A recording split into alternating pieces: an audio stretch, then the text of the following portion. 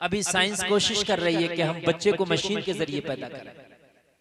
कोशिश चल रही है, कई हजार बच्चे एक साल में पैदा किए जाएंगे, ये उनकी कोशिश चल रही है। हजरात, आज आप देख रहे हैं पूरी दुनिया में बेचैनी है, पूरी दुनिया बेकरार है। क्यों? मालूम है आपको, अभी हाल ही में आपने देखा कि तुर्की में एक बहुत बड़ा ज़लज़ला आया, जिससे वहाँ की ज़िंदगियाँ मुतासिर हुई। और इतना शदीद ज़लज़ला था, इतना शदीद था कि मीडिया वालों का कहना है कि ज़मीन 10 फीट नीचे धंस गई। वहाँ का नक्शा, वहाँ का मैप सब दरम बरम होकर रह गया। मालूम है आपको, ये ज़लज़ले क़यामत की निशानियाँ हैं, ये ज़लज़ले क़यामत की निशानियाँ हैं। और आप ये ना सोचें कि ये ज़लज़ले टर्की में आए हैं, यहाँ भी आ सकते हैं। बल्कि जिसने पेशन गोई की थी टर्की के ज़लज़ले के हवाले से, जिस साइंसदान ने, और सीरिया के ज़लज़ले के हवाले से, उससे पहले नेपाल में आया था उसके ज़लज़ले के हवाले से, जिसने पेशन गोई की थी उसकी पेशन गोई के बिल्कुल मुताबिक ज़लज़ले आए। अब वो ये पेशन गोई भी कर रहा है कि ये ज़लज़ला भारत और अफ़गानिस्तान और पाकिस्तान के खित्तों में भी आने वाला है। ये पेशन गोई भी वो कर रहा है। होता तो सब अल्लाह के हुक्म से, होता सब अल्लाह के हुक्म से, मगर ये लोग कुछ किसी चीज़ से इनका सिस्टम होता है, कुछ तजर्बा उजर्बा करते हैं, कुछ ही अपना तजर्बा पेश करते हैं। हजरात, मौत का तो वैसे भी कुछ पता नहीं कब आ जाए, लेकिन ये ज़लज़लों का मामला तो ऐसा है ना, ये जब ज़लज़ले आते हैं तो 1 2 4 5 करके नहीं आते, बल्कि हज़ारों के हिसाब से एक झटके में चले जाते हैं। हज़ारों के हिसाब से 100 घंटे के अंदर वहाँ से लाशें निकल रही हैं आज भी। और मेरे भाइयों, कितनी लाशें तो ऐसी हैं मलबे में दबी पड़ी हैं, अभी तक उनका कोई नामो निशान तक नहीं है। अल्लाह ताला उनको उनकी बख्शिश फरमाए जो हालत ईमान में चले गए। समझ रहे हैं आप? अल्लाह ताला गैब से उनकी मदद फरमाए। एक बड़ा इम्तिहान है उन लोगों के ऊपर, बड़ा इम्तिहान है। हालांकि वो लोग सुन्नी भी हैं, दीन का काम भी कर रहे हैं, आशिक रसूल भी हैं, लेकिन कभी कभी आजमाइशें आती हैं, इम्तिहानात आते हैं। अल्लाह की क्या हिकमत है, रब बेहतर जानता है। मगर मेरे भाइयों, हम कब बाज आएंगे अपनी जिंदगियों से? हमने कब तौबा के दरवाजे पे दस्तक देनी है? हम कब अपनी मौत की तैयारी करके अपने आप को संभालेंगे? समझ में नहीं आता। आज हमारे हालात ऐसे हैं, हम सामने से कब्र खुदती देखते हैं अपने हाथों से, अपने कांधे पर अपने अजीज को लेकर के जाते हैं और अपने हाथों से सुपुर्द खाक करते हैं। घर आके फिर कहकहों में हमारी जिंदगियां तब्दील हो जाती हैं। हमें ये भी नहीं पता कि अभी जिस अजीज को दफन करके आए हैं, पता नहीं कि उस कब्रिस्तान में अगला जनाजा मेरा ही हो। ये भी तो हो सकता है। अपने कांधों से जिस अपने अजीज को आप दफन करके आए, हो सकता है कि अगला जनाजा उसी कब्रिस्तान में तुम्हारा हो। जिस बिस्तर पर आप ईशा की नमाज छोड़ के सोए हो सकता है कि आंख खुले तुम्हारा वो बिस्तर ना हो, कब्र के बिस्तर पे पड़े हो सकता है। हो सकता है ये रात हमारी जिंदगी की आखिरी रात हो, क्या पता है। क्या भरोसा है जिंदगानी का, आदमी बबूला है एक पानी का। बड़ी बरको शरार है दुनिया, बड़ी बेएतबार है दुनिया। जिंदगी नाम रख दिया किसने, मौत का इंतजार है दुनिया। और रंगून के कैद खाने में मुगलिया सल्तनत का आखिरी शाह ये कह के चला गया, उम्रे दराज मांग कर लाए थे 4 दिन, 2 आरज़ू में कट गए 2 इंतजार में। मेरे भाई, ये जो अल्लाह ने जिंदगी दी है ना, ये जो अल्लाह ने तुम्हें जवानी दी है ना, ये तुम्हारे ऊपर गनीमत है, उसकी रहमत है, वो कब इन सांसों को छीन ले खुदा की कसम पता भी नहीं चलेगा। मौत का फरिश्ता जिसके दरवाजे पर आया वो वापस नहीं गया।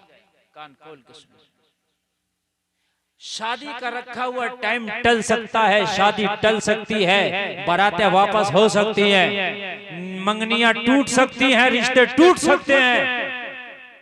वलन युअख्खिरुल्लाहु नफ्सन इज़ा जाअ अजलुहा, लेकिन जब मौत का फरिश्ता आएगा ना तो एक सांस की भी मोहलत नहीं दी जाएगी। अल्लाह ने कुरान में मना फरमा दिया, एक सांस की।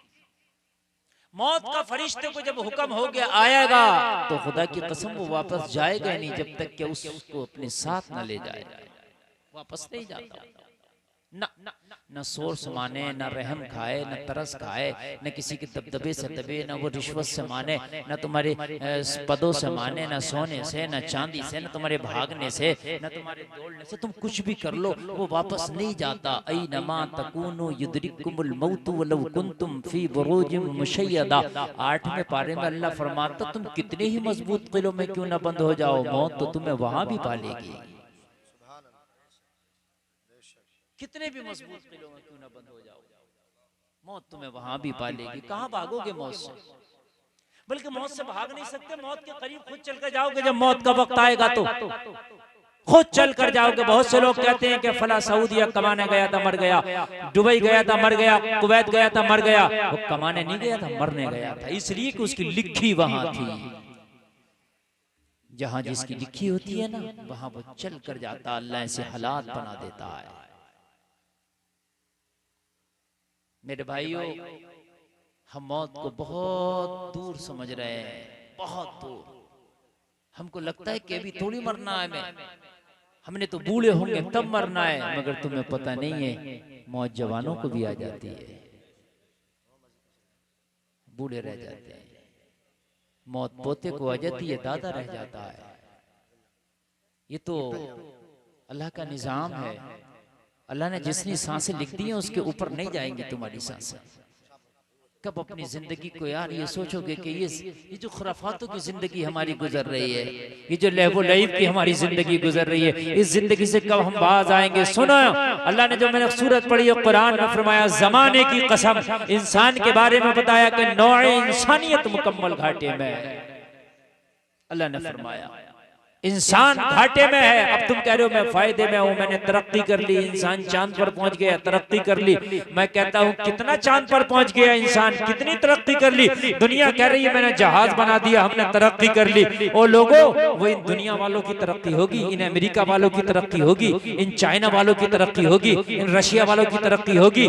ये जहाज बनाना तुम्हारे लिए तरक्की नहीं, तुम्हारे तो ये पैर का मैल भी नहीं। तुम कहोगे कैसे? मैं कहूंगा इसने जहाज बना लिया। जहाज क्या काम करता? तुम कहोगे मौलाना 1 घंटा में ये 600 से 1000 किलोमीटर तक चला जाता है। ये तरक्की की बात नहीं है। पहले लोग 1000 किलोमीटर के लिए एक साल का सफर करते थे और ये 1 घंटे में चले जाता। मैं कहूंगा ये अब तरक्की कर रहा। मेरे नबी मेराज की रात जब चले तो पलक झपकने से पहले जमीन से आसमान दुनिया पहुंच गए।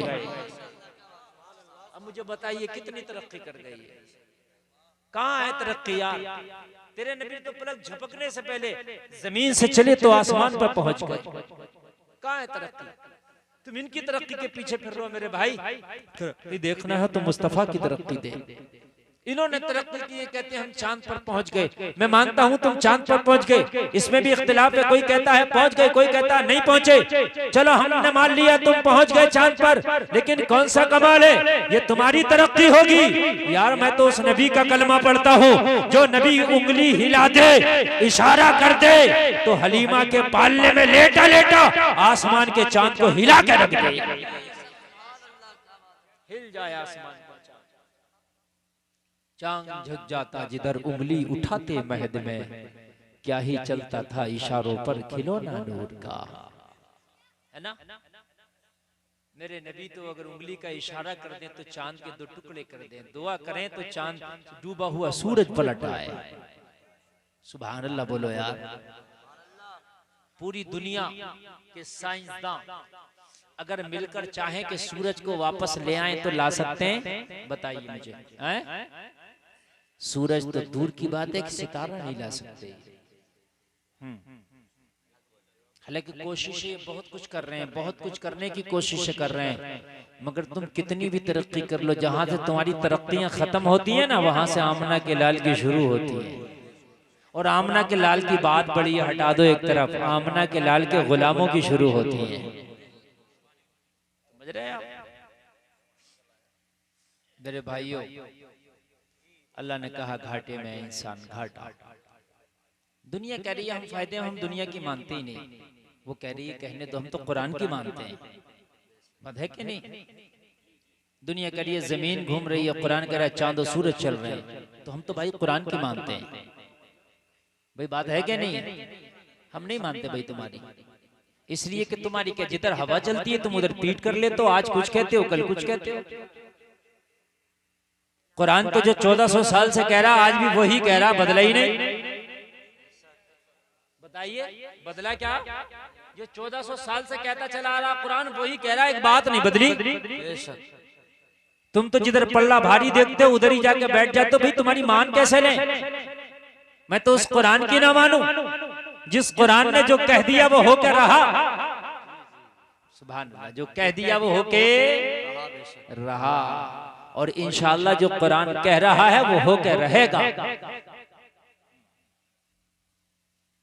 अब ये साइंसदान अब बता रहे हैं कि फला जगह जलजला आएगा, फला जगह आएगा, फला जगह। मेरे नबी ने 1400 साल पहले बता दिया कि जलजले जब जब आएंगे, जब तुम में नाच गाने बढ़ जाएंगे, गुनाह बढ़ जाएंगे, बेहयाइयां बढ़ जाएंगी, उरियानियत बढ़ जाएगी, लोग दगाबाज धोखेबाज हो जाएंगे। समझ रहे हैं आप? तो मेरे नबी ने फरमाया ये कुर्बे क़यामत का जमाना होगा, उस वक्त जलजले की कसरत होगी। और ये जलजलों की कसरत आप देखने में आ रही है। अब बता रहे हो, मेरे नबी ने 1400 साल पहले बता दिया था। इनका सैटेलाइट अब काम कर रहा है, मेरे नबी का मौजज़ा 1400 साल पहले बता रहा है। सुभान अल्लाह, सुभान अल्लाह। भाई तुम इनकी तरक्कियों को मानते होगे कि भाई ये दुनिया तरक्की कर गई। क्या तरक्की है मेरे भाई? कान खोल के सुन लो। अभी अगर आज ना एक परमाणु बम अगर छूट जाए तो पूरी दुनिया 50 साल पीछे चली जाएगी। क्या तरक्की है? एक परमाणु अगर छूट जाए तो पूरी दुनिया 50 साल पीछे चली जाएगी। हाँ, और एक बात और बताऊं मैं आपको, दुनिया को पीछे जाना ही है। अभी तुम तरक्की देख रहे हो, जहाज है, प्लेन है, और कार है, मर्सिडीज है, और एटम बम से लड़ाइयां हो रही हैं, जंगें हो रही हैं। ये अभी है। तुम सोच रहे हो आने वाला जमाना और बहुत तरक्की का होगा। नहीं, आने वाले जमाने में फिर घोड़े से सफर होगा। ये सुन लीजिए, आने वाले जमाने में फिर घोड़े से सफर होगा। ये प्लेन उलेन सब खत्म। आने वाले जमाने में फिर जंग तलवार और नेज़े से होगा। सब एटम बम खत्म। कहां चले जाएंगे बताइए? जब और टेक्नोलॉजी बढ़ना चाहिए ना, खत्म। हजरत ईसा अलैहिस्सलाम जब दज्जाल को मारेंगे ना तो नेज़े से मारेंगे। जिक्र है, मुफ्ती साहब क़िबला बैठे हैं, पूछिए आप। नेज़ा मारेंगे हजरत ईसा अलैहिस्सलाम, नेज़ा। जबकि राइफल का जिक्र होना चाहिए था, राइफल से गोली मारेंगे। होना नहीं चाहिए था भाई। जंगें जो है नेज़े से होंगी इतने साल के बाद। अब ये भी जमाना करीब ही आ रहा, ये जमाना करीब आ रहा कि हजरत ईसा के आने का करीब जमाना आने वाला है, क्योंकि कुर्बे क़यामत चल रहा है। तो हजरत ईसा अलैहिस्सलाम की जो जंग होगी वो हजरत ईसा अलैहिस्सलाम नेज़ा मारेंगे और नेज़ा मार के उसको हलाक करेंगे। किसको? दज्जाल को। तो मुझे बताओ कि फिर जमाना वही आ जाएगा। ये चंद वक्त की तरक्कियां हैं, थोड़े दिनों की तरक्कियां हैं, इन पे इतरा रहे हो। और ये तरक्कियां तुम्हारी भी नहीं है, ये तो गैरों के हाथ में अल्लाह ने दे दिया है। जहाज तुमने नहीं बनाया, गैरों ने बनाया, गैरों को मालिक भी बना दिया। तुम क्यों खुशियां मना रहे हो? तुम्हारे लिए तो तरक्की की बात यह है कि तुझसे तेरा रब राजी हो जाए, तेरा मुस्तफा राजी हो जाए। इससे बड़ी तरक्की नहीं हो सकती। मेरे मुस्तफा फरमाते हैं जिसकी उम्र लंबी हो, अमल अच्छे हो, वो सबसे बड़ा अमीर है। सुभान अल्लाह, सुभान अल्लाह।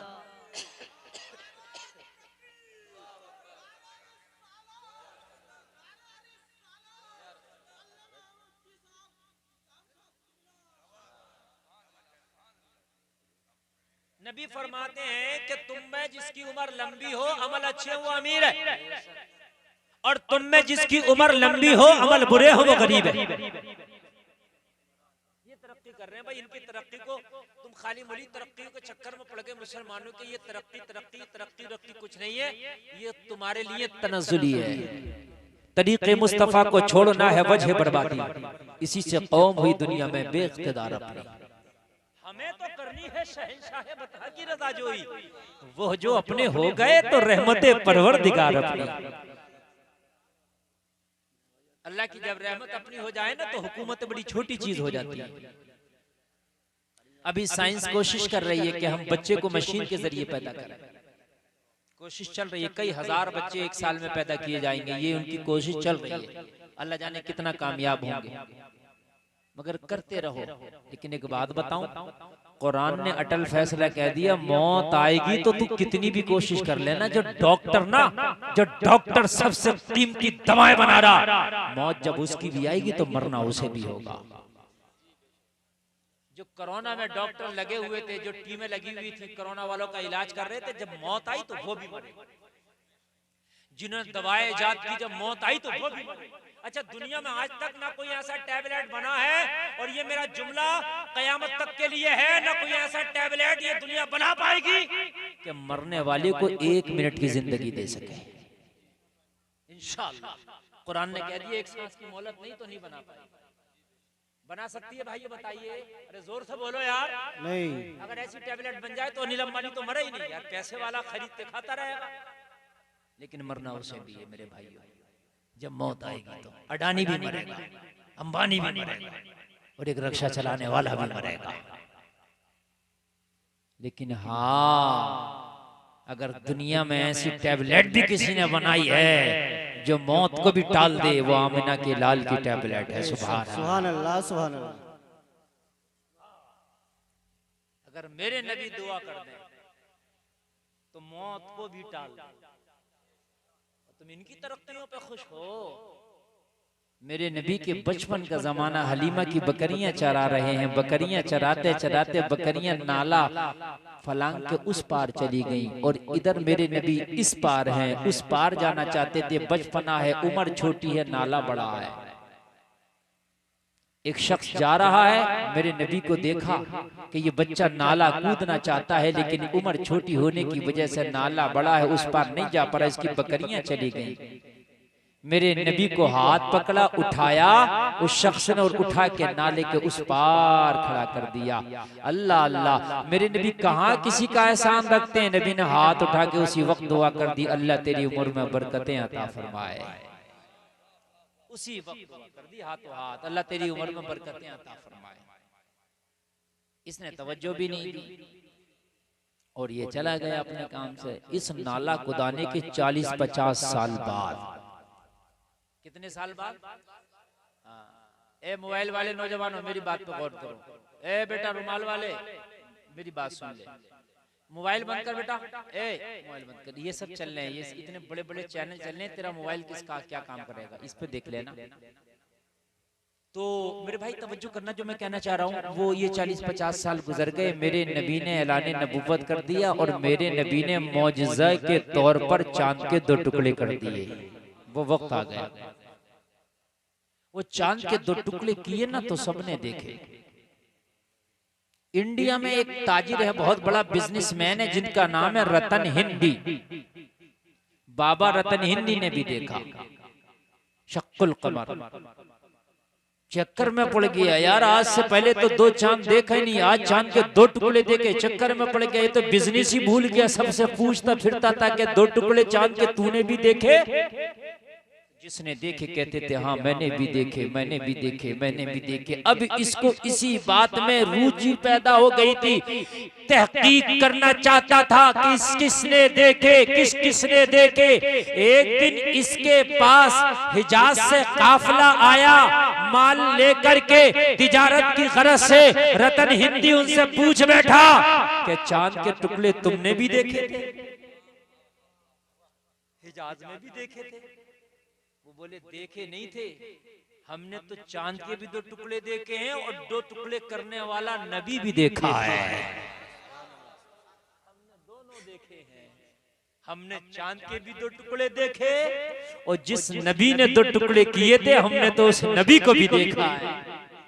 रतन हिंदी बोला क्या मतलब? कहने लगे मतलब इतना सा है, जो चांद के दो टुकड़े किया है वो कोई और नहीं, अल्लाह का आखिरी नबी है, नाम मोहम्मद रसूलुल्लाह है। उसने उंगली का इशारा किया, चांद को दो टुकड़ों में तकसीम कर दिया।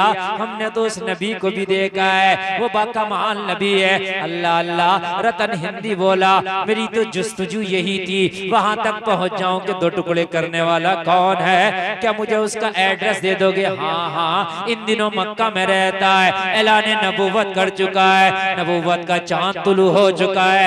ओ लोग उसके कलमा पढ़ने वाले उससे करीब आ रहे हैं, जौक दर जौक लोग उनका कलमा पढ़ के उनका मजहब इस्लाम कबूल कर रहे हैं। ओ लोग जरा गौर करना, रतन हिंदी को शौक पैदा हुआ, तिजारत बाद में होगी, मोहम्मद की जियारत पहले होगी। अब तिजारत बाद में, जियारत पहले।